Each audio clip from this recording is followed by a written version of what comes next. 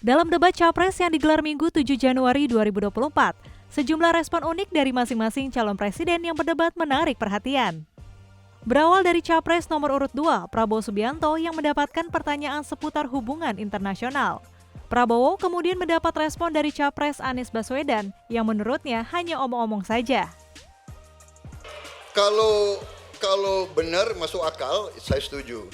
Kalau ngomong-ngomong, ya kumaha.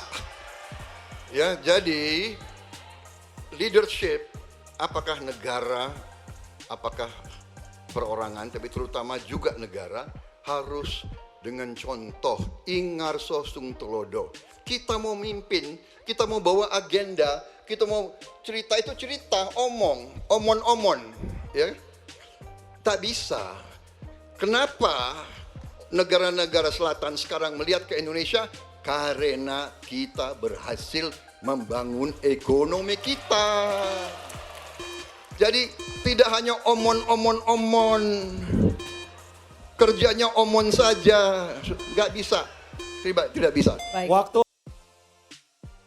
Selama masa debat pun, situasi antara Capres nomor urut 1 Anies dan Capres nomor urut 2 Prabowo cukup tegang. Beberapa jawaban Prabowo atas pertanyaan Anies pun direspon dengan mimik wajah yang cukup kecut dari Anies.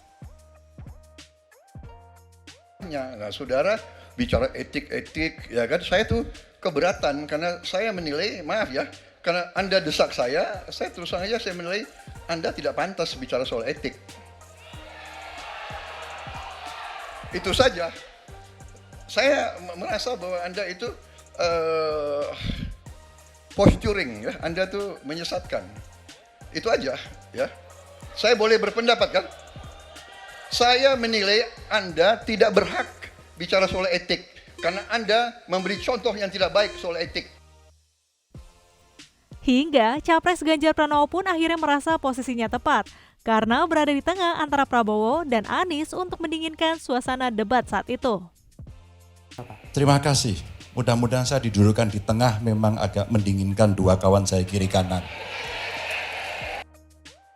Hingga pada akhir debat berlangsung, yang cukup menjadi sorotan adalah Prabowo yang tidak menyalami Anies saat debat usai.